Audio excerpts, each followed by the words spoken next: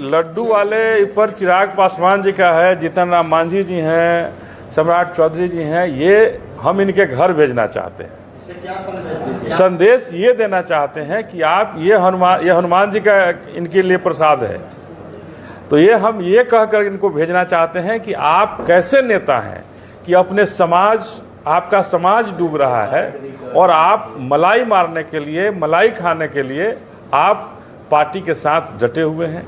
अगर आपकी बात पार्टी नहीं सुन रही है तो आप पार्टी का परित्याग करें। कब तक आप गुलामी का जीवन डबल इंजन की सरकार में सहते रहेंगे और डबल इंजन की सरकार में आप कब तक गुलाम बनकर रहेंगे?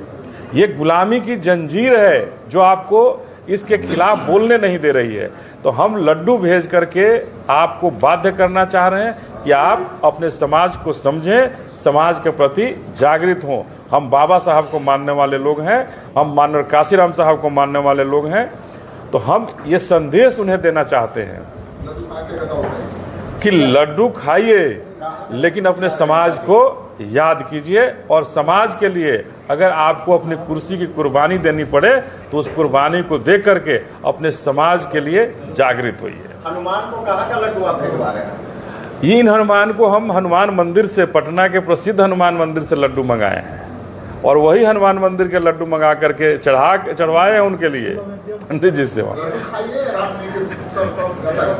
और ये डबल इंजन की जो सरकार है, इस सरकार को कहना चाहते हैं कि आप संज्ञान में लीजिए कि महादलितों के साथ और दलितों के साथ लगातार इस बिहार के अंदर जुल्म और ज्यादती हो रहा है। इस जुल्म ज्यादती की बिहार में इस तरह से आयोगों का खेल मत खेलिए, बंद कीजिए आयोगों का खेल, और जो संवैधानिक है उन संवैधानिक हकों में आयोग को बना करके सबको बढ़ाने का काम कीजिए। सर, ये तो रही आयोग की बात। अब हम बिहार विधानसभा चुनाव पर चर्चा करते हैं। हाल ही में बिहार विधानसभा चुनाव में पार्टी ने क्या कुछ तैयारियां कर रखी हैं? देखिए, हमारी बहुजन समाज पार्टी की तैयारी चल रही है।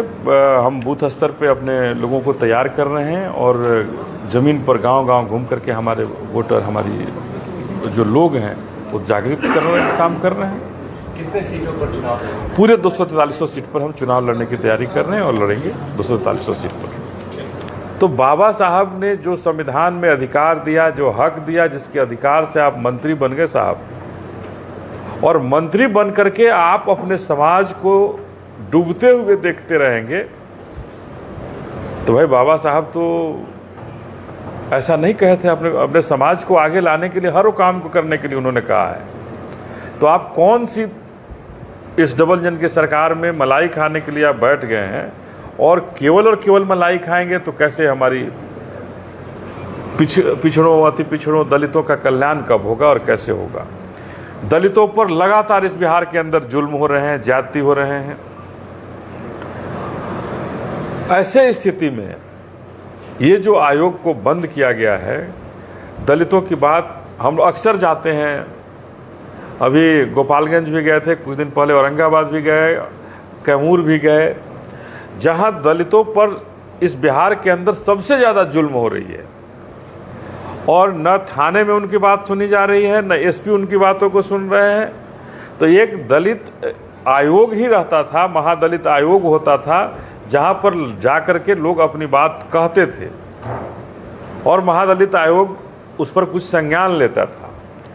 लेकिन जब फरवरी 2024 से आज लगभग 1.5 साल से उस आयोग को बंद कर दिया गया है, तो निश्चित रूप से ऐसे स्थिति में महादलितों के पास हमें नहीं लगता है कि अब कुछ न्याय के लिए कोई सहारा बच जाता है। महादलितों को गोलबंद करने के लिए बसपा क्या कर रही है? चुनाव 4 महीने बाद, 3 महीने बाद रणनीति क्या है? देखिए, हम अभी जो सवाल उठा रहे हैं, हम महादलितों को एकजुट करने के लिए नहीं उठा रहे हैं।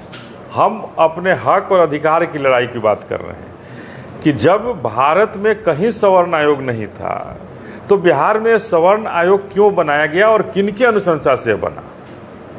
हम ये जानना चाहते हैं कि क्या इनकी दशा महादलितों से भी खराब है? हम इस सरकार से हम जानना चाह रहे हैं, आपके माध्यम से जानना चाह रहे हैं कि क्या सरकार ये बताए कि सवर्णों की दशा जो है आर्थिक रूप से, सामाजिक रूप से, क्या महादलितों से खराब है कि महादलित आयोग को बंद करके आपने सवर्ण आयोग बना दिया?